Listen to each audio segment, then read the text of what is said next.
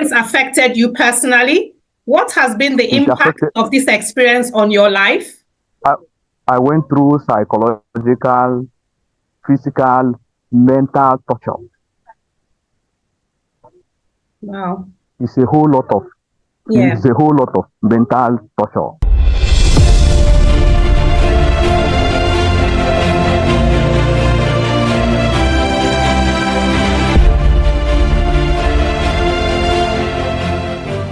Hi everyone, welcome back to Injustice is Real's channel.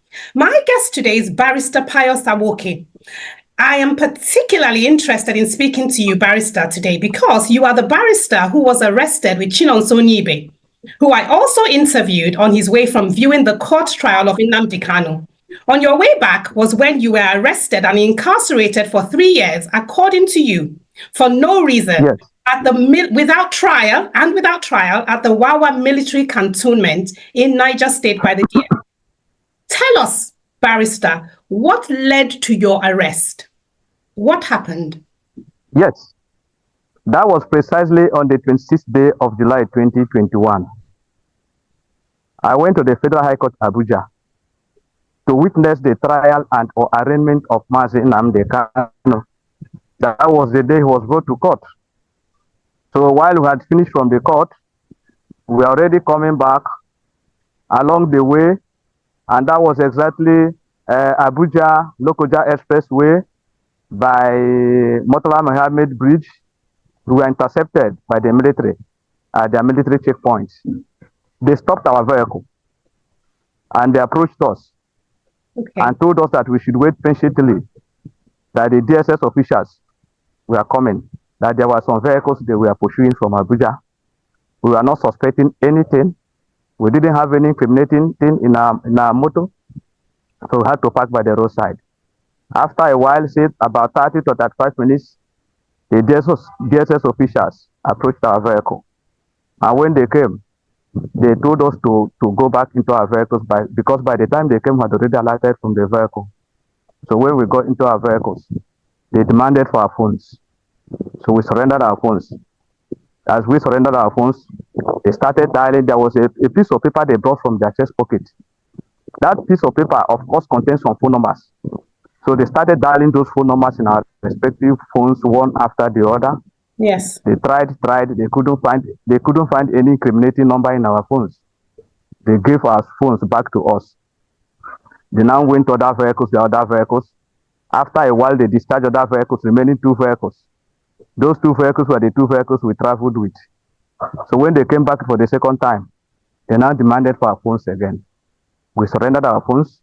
They started redialing those numbers for the second time. After a failed attempt, they gave us our phones back for the second time.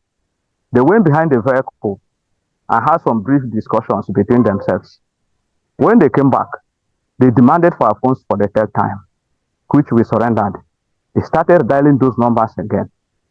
When they finished, of course, maybe they did not find anything or any number, those of the numbers they were looking for. They didn't find any of them in our phones. Yeah. They now asked us which of us was called Blood. All of us were surprised because nobody bore such name. So we told them that none of us was answering such name. Okay, Barrister, let me stop you a bit, please. Let me stop you a bit because the way you were arrested, is quite similar to what Chinonso has described, Chinonso Nyibe. You see, so I want to move us on a little bit because I have quite some questions I want to ask, you see, and bearing in mind our audience who will be listening to this, it's a similar story at the beginning of how you both were all arrested. So now my question to you is, Barrister, when the DSS officers arrested you to take you to their headquarters in Lokoja, did they know you were a lawyer? Yes, at the point that I was arrested, I introduced myself as a lawyer. They said I should identify myself. I identified myself to the extent that I brought out my traveling bag and brought out my wig and gown and everything, including my diary, all of them. They collected all of them. They didn't say anything. When we go to DSS headquarters Lokoja, they started taking our names. When I told them my names, they removed the barrister. I told them, why should they remove it? They said I should not worry. And from that point, they never added Barrister to my name to date. Wow. That's what happened there. So I identified myself with them, but they ignored it. Okay. So when you then got to Lokoja, I read that you hadn't eaten for a whole day and you weren't given any food. Describe what happened that led to someone called Joshua Daniel, I believe it is. You know, I read that Joshua Daniel had peed inside a can and he poured it on your head and your mouth. Is that correct? It is correct. What happened that day, that 26th day of July 2021? While we left Abuja, because we went to that court very early in the morning, we left Abuja with the hope that we would take something at Lokoja, and we couldn't get to Lokoja. They arrested us. That night, they didn't offer us anything. That whole of that 26th July 2021, we did not test anything throughout the day, even water. No, but none of us drank water. The flowing day being 27th of July 2021, they took us back to Abuja. As they took us to Abuja, we were complaining for food. They didn't give us any food. What rather happened was that they said Joshua Daniel, when offices had already closed in the evening, he came back in the evening alone. He came alone with handcuffs, leg cuffs, and ordered us to come out from the cells. He opened the cell and ordered us to come out. We came out. He now told us to pull off our clothes. We pulled off our clothes, remaining our singlet and the boxers. Then when we did that, he started searching our bodies to know if any of us had any mark or Deshi mark. He searched, and if he found any mark on any of us, he would... Sorry, Barrister, what mark were they looking for? Any mark, if you have any mark at all on your body, he would question the reason for the mark, the cause of that mark, and the person would have to give one answer or the other why he had mark on his body. So after the whole thing, he went by the corner, empty a can of water, full it, and started splashing on our heads. But it entered our mouth even. So that was it a can of water or was it pee that he peed into a can? It's pee. Direct, he pee in their presence. Yeah. He pee in our presence and splash it in our heads. And the essence was that if there's any odeshi in any of our bodies, that would neutralize it. He didn't tell us, but I discovered that was his intention. Sorry, if there is anything like what in your body? There's any juju, bulletproof. Voodoo. Yes, voodoo, yes, juju, or bulletproof. Juju. If there's any bulletproof in our body, the juju would neutralize it. That was the reason. Okay, let me ask you this, Barrister. Are you IPOB? Are you IPOB? I am not a member of. Okay. Sorry, say that again. I am not a member of. I said that I am not a member of IPOB. Neither are you am a member of the Eastern USN. Security Network? I am not. Are you a member of Boko Haram? I am not. I only witnessed Boko Haram members or suspected Boko Haram members as I was arrested. I have never met any of them. Okay. My next question to you now is, when you got to Wawa, the military cantonment, did they follow due process in your case? If not, how were your rights violated?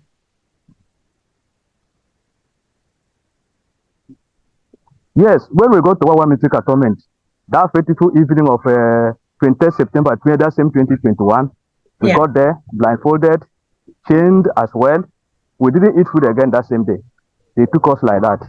So when we got there, they selected us. Those of us who were in the same bus that we arrested the same day, we were 8 in number. Then we were mixed up with other Boko Haram members and other suspected IPOB members, about 3 of them who were arrested in different locations in Igbo land. They joined all of us, making us 26 in number. When we got to Wawa military cantonment, they said we should sit down. We sat down, we are still blindfolded. They now said we should remove all our clothes. We remove our clothes. So completely naked in the public glare, including the Muslims, whose traditions it is against to be naked in the open public place. Yes. That's how it happened. And from there, they were hitting us. They were climbing upstairs naked. They were slapping us. As you pass, they slap your head. As you pass, they slap your head. You enter cell, they slap you. That's how we enter the cell. It's when we got into the cell that we now discovered they had some boxers, 3/4, singlet, and all that they gave to us. Then we covered ourselves. Wow. Yes. Okay, so from my understanding of what you've explained, it seems they didn't follow due process. How were your rights violated? They did not. How do you feel your rights were violated? My rights were violated in several ways. First of all, as a lawyer or even a common citizen, they should have arraigned me before any court. Throughout these 3 years, in any court in Nigeria, I was never being interrogated. I was not allowed to access my lawyers, not even my family. I was traumatized. In fact, it's something to write about. So they didn't give you any access to legal representation? Not at all.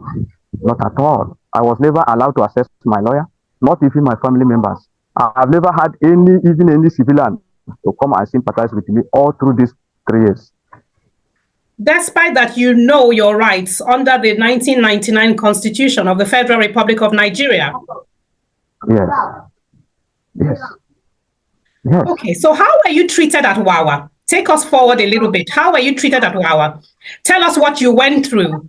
How were other inmates treated as well? It was a whole lot of trauma at Wawa Military Cantonment. The first thing we started having, the first experience we started having at Wawa Military Cantonment is giving us food without salt. I remember precisely there was a time from that was 11th of October 2021 to something like 16th. They didn't put us any salt in our food. Any food we are eating, there's no salt. And we later got to know that they said it's from medical advice that if we take salt, maybe we develop hypertension. That was where it started. And the type of soup they gave to us, there is nothing to write home about. For these 3 years, we ate only one soup. And that soup is made of leaf. They grind dry leaf, they grind it, and they use it as soup. And the highest ingredient we have in that soup is only salt. If we test the soup and there's salt, that means the soup of that day is the best soup. But most times that salt is lacking.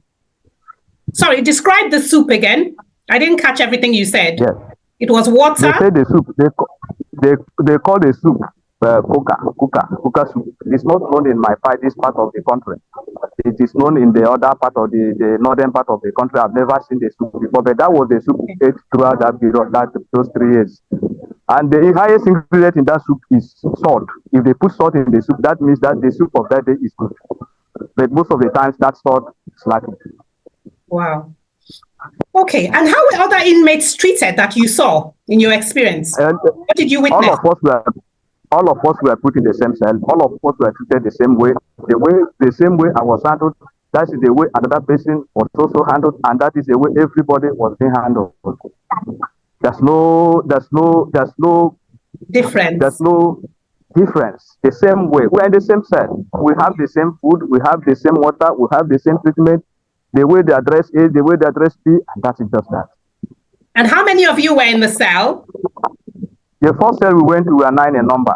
Just a cell of about, let me say, about 10 by 10, with toilet and bathroom inside the same cell. Open toilet and open bathroom. We were 9. Even to sleep in the night is always a problem, especially those of us who are fairly tall in height. It's always a problem. We squeeze ourselves to manage. Every morning people were quarreling. In the night we did this.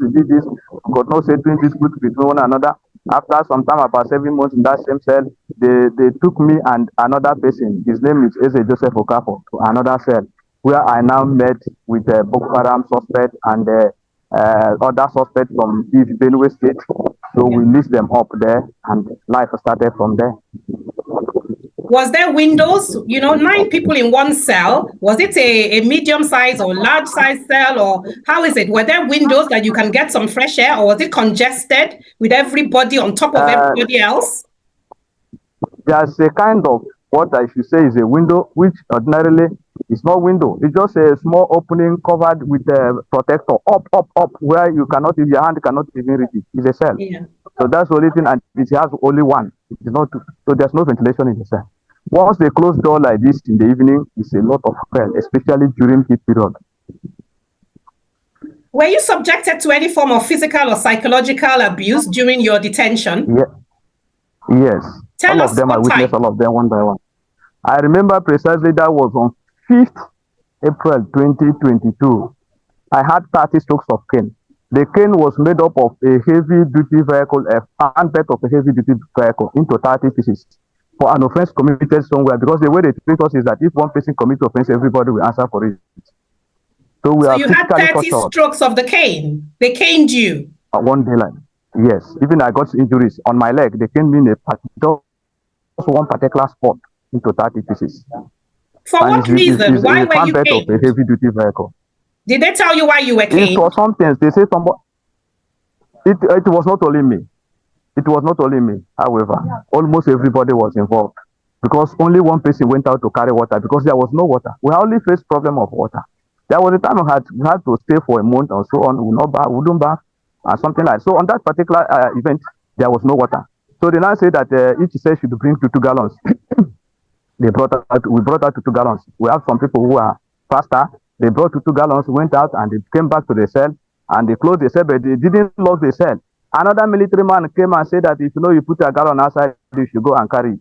Then one person from each cell left. Even our own cell, nobody had gone out, because they opened this cell, somebody will come out. They opened this cell, somebody will come out. Our own cell has not come out.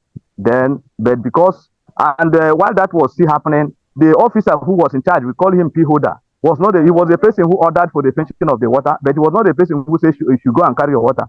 So while he was coming back, he saw that some people were already carrying water. And now he discovered, so as the people saw him, he started making noise, they started running, and the last person ran inside our own cell.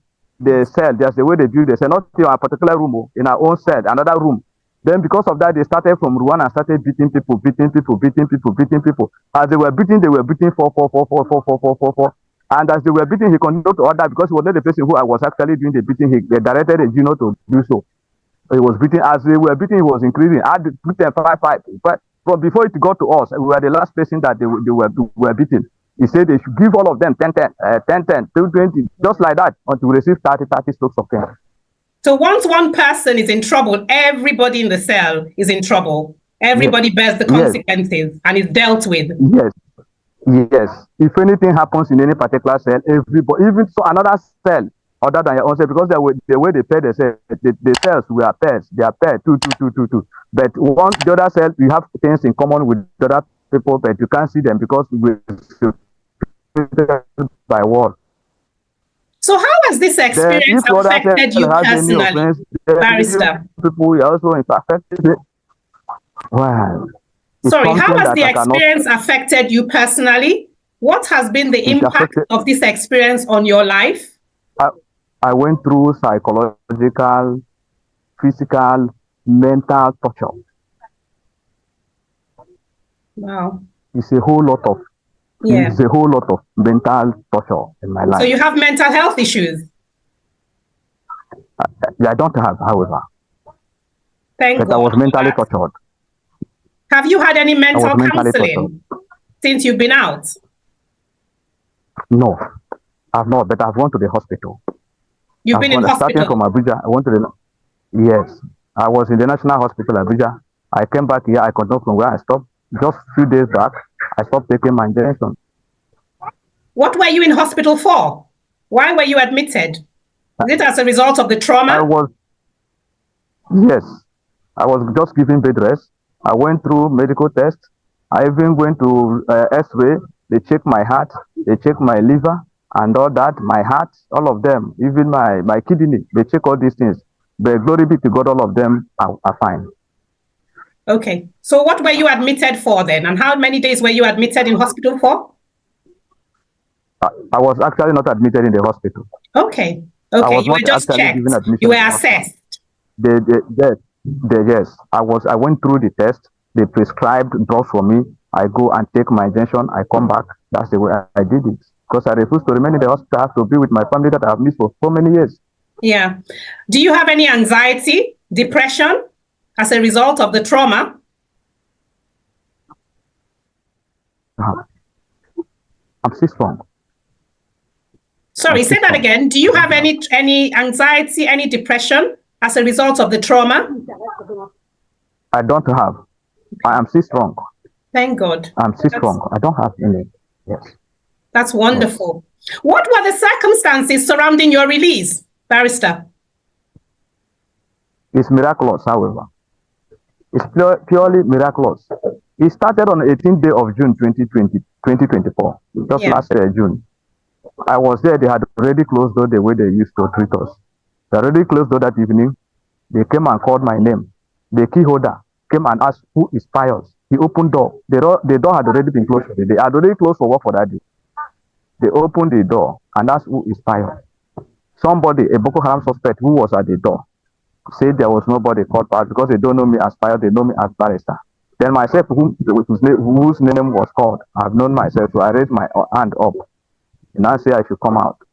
I came out. When I came out, he took me to other soldiers. And when they took me there, and that was a Nonso's own cell, I saw 3 other soldiers. Nonso was already sitting down on the ground. They had already brought him out because if Nonso was in cell 1, I was in cell 5. So they used to pass his own cell before getting to my own cell. So before I got to Nonso had already been brought out. So I was thinking maybe there was a problem. Maybe Nonso had one thing or the other. Maybe he called my name. So when I got there, they started interrogating me. Why was I arrested? Where were I arrested? How long had I been here? Where did I come from? All this. When I answered all this, they said, was that all? I said, that was all. They said, okay. So who asked you these questions? Sorry, Barrister. Who asked you these questions? They should have known why you were arrested. Who was asking you these questions? The same people keeping us there. the same army, the same people holding me were asking me these questions. So when they asked me these questions, I explained them to the best of my knowledge. They now said I should be praying and that they should subsequently they should take me to the commander of the cantonment. I said okay. They now took me back to the cell, took him out back to the cell. So the following day, in the morning time, around 10 o'clock or so, they came and brought me out again. Before I could get out, I saw Nonso where he used to stand in front of his own cell. They had already brought him out. So that was a computer thumbprinting, a computer verification. They started the verification with Nonso. Nonso thumbprinted, he couldn't walk. He thumbprinted, he couldn't walk. There was no blood in the hand again. They now said I should do my own. I did my own several times with all my fingers, even my left hand, cleaning them from time to time on the wall, on my head, at times on my clothes. All didn't work. The man did the ones he could, that's the way he put it. And now asked Nonso his name. Nonso told him his name. He now verified that it was him. He now asked him, he looked at his face as if it were in the computer. And now asked me myself my name and things like that. After the other verification, then he said he was going to tell the people who sent him how it worked. That's how he put it.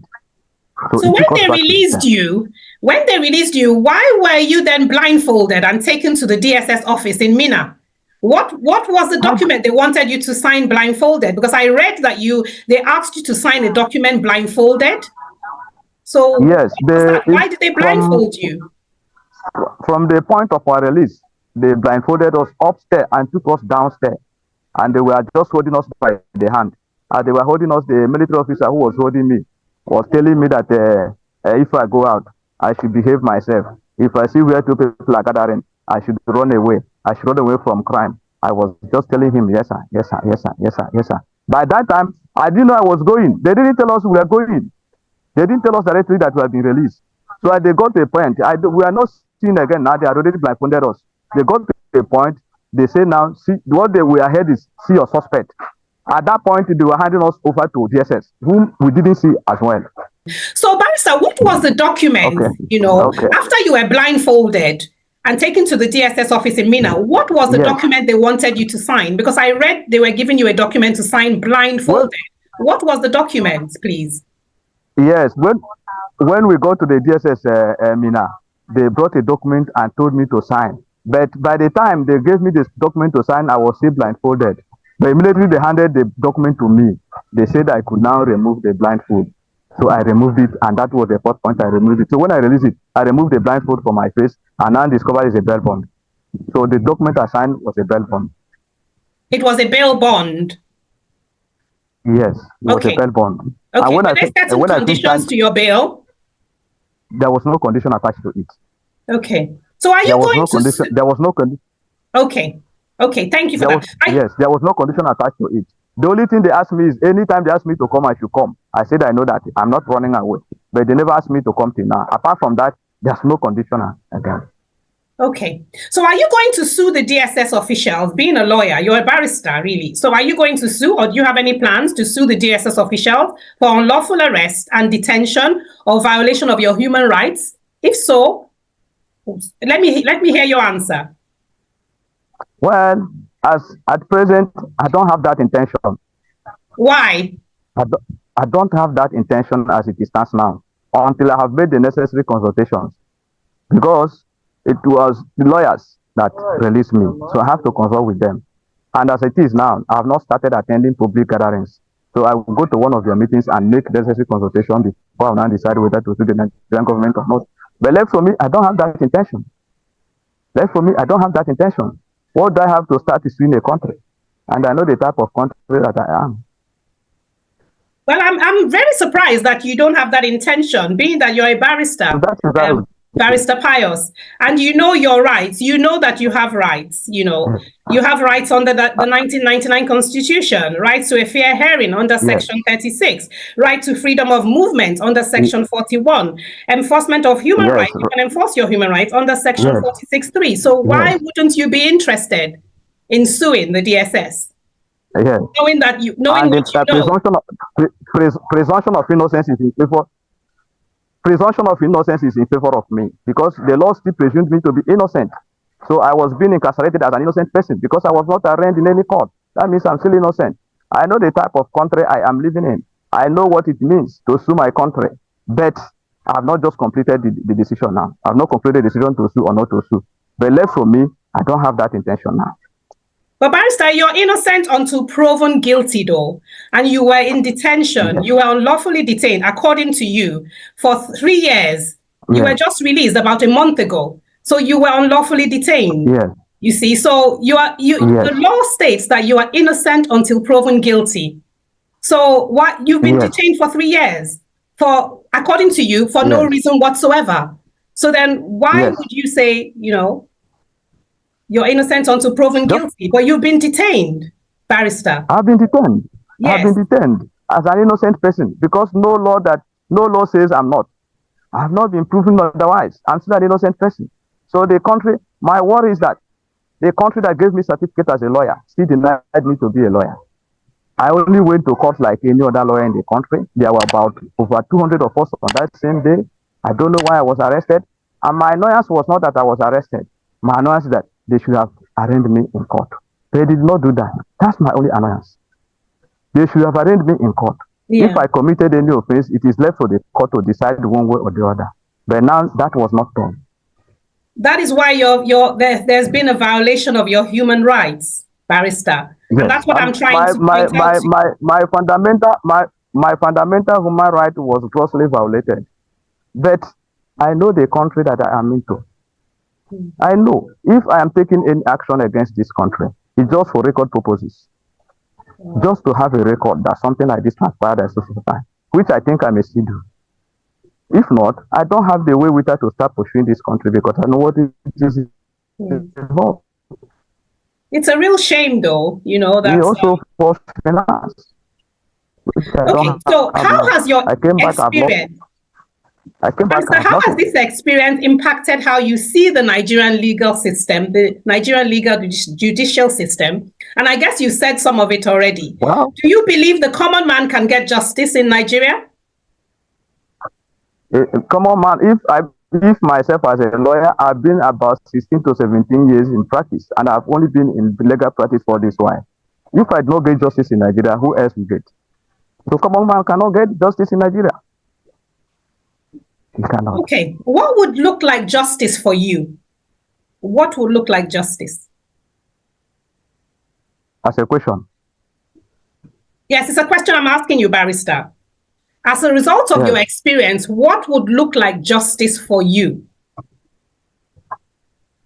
In this case now? Yes. Well, to be frank with you, I think it is very, very, very difficult. Assuming if I go to court now, and if this country were to pay me the damages and compensation for the losses and the damages I incurred, I don't think they can. That is why, honestly, I want to leave this matter to God.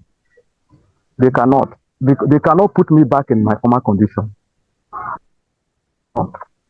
What do you think should happen to the officers at the cantonment? Money cannot. Hello? Barrister, I asked you a question. What should happen to the officers at the cantonment? What do you think should happen? Military cantonment. At military cantonment. At what military cantonment? Yes. What do you think should happen to the officers? Officers. I don't have anything against anybody. I don't have anything against anybody. My only worry now is that my people are still there. My only worry as I am now, let them leave the remaining people for me. I'm okay. I'm not ready to sue them for any damages. That is what I want. You mean people who have been incarcerated unlawfully as well for no reason whatsoever? Yes. Let them leave them. Let them leave them. Because as I came back now, I have not fully come back. When I remember the conditions of that place, I feel like crying. I feel like weeping for them, especially this period of time. There's no food there. There's no water. I remember in the month of June, in particular on the 4th day of June, I didn't test any water from morning to evening. The whole day I didn't test any water. I didn't test any water. For a month and 15 days, I didn't bath. Things like that. And these things are still continuing there. They are not having food. They say there's no food outside. The food they give to us is just something that is not enough for a small child. And that's how they have been surviving there. So I wonder what is happening there, especially now that the economic hardship has gone up. That is that. Yeah. I totally, I share your sentiments. Absolutely. You see, there's no reason why anybody should be incarcerated for no reason whatsoever. You know, it has to be something that is looked into. Justice has to be served where justice needs to be served. And as we both agreed, you know, you're innocent till proven guilty. So how do you plan to rebuild your life now that you're out, Barrister? It's very, very difficult for me because I met nothing on ground, including my wig and gown. They seized it. I don't have any. I'm starting life just like afresh. I'm starting everything afresh. I met my family in a place like a ghetto. It's just a whole lot of trauma on my side. I just put everything to God. I don't know where to start. I don't have office again. I don't have anything again. I've lost everything virtually. I've lost all my clients. Nothing. I don't know where to start as I'm speaking to you now. I just take it that I'm still having bed rest for some time. So God knows the best, however. Start by taking it one day at a time, step by step, Barrister. You're a barrister, so you've got skills. Yes. You're quite skilled, you know. Yes, the skill is there already. Yes. I believe a lot of positive things can still come out of your experience because you are skilled at what you do. Yes. So there is hope. There is hope. And I would like to encourage you, Barrister, that don't lose hope, even to get justice. You know, do not lose hope about getting justice with regards to your experience. Justice can still be served. Justice delayed is not justice denied. It's just simply delayed. Is there anything we haven't covered that you would like us to discuss, that you want to discuss? Well, the details of the military cantonment are so deep. So many things are happening there. Many people are dying there. Yeah. Drugs, a problem. In the night, they lock door. When they lock door, somebody may fall down because there's no food. There are so many things happening there. People will start shouting emergency in the middle of the night. Eventually, sometimes they would come and attend to the patient. Yes. So we don't hear from anybody. The other day, people will die. And that's how it has been. People are dying on a daily basis there. People are dying. It is by the special grace of God that we have been released. I was released with also. So I still pray that those other people, including the so-called Boko Haram suspects, I stayed with them. I discovered that so many of them were arrested the way I was arrested. They pick you on the road. They went there and they adopt you. They won't ask you anything. They won't even allow you access to contact your family. They won't take you to court. Even the so-called Boko Haram suspects, some of them are innocent. I remember speaking to Chinonso, and I would like to encourage our audience to also have a look, if they haven't seen Chinonso's interview that I had with Chinonso. Audience, please have a look at that interview as well, because it was quite impactful. it was quite detailing about his experience as well. And I remember him sharing the same story that you shared here about how people die daily at the cantonment. Barrister, I wish I could stay with you and chat so much more with you. But unfortunately, we've come to the end of our conversation. We tried, by the way, just to let you know, we've tried to contact the DSS. We've written to the DSS about your case, including Chinonso, and we're waiting to hear back to see what they have to say. We've also tried to get in touch with the Wawa military cantonment, but so far so good, that hasn't proven successful. But we're not giving up. I will be in touch. If I hear back from the DSS about your case, I will make contact with you. But Barrister, thank you so much for your time. I wish you speedy recovery mentally, physically, emotionally, and I will certainly share your story. We would just like to encourage our audience, if you have liked this content, please like, share, subscribe. Help us enlighten many people along the way about what allegedly goes on at the Wawa military cantonment. And Barrister, we wish you all the best. I'm hoping that someone will see this interview and it will get to the hands of the right people who can conduct an investigation into what goes on at the cantonment. Barrister, we're very grateful for the opportunity to speak to you. Thank you so much. People, like, share, subscribe. You're very welcome, Barrister. Like, share, subscribe. Thank you so much. You're most welcome. Thank you. Thank you. Thank you once again. Thank you. Bye-bye. Thank you. Bye-bye. Bye. Till next time, take care of yourselves and each other. Bye. Bye. Bye.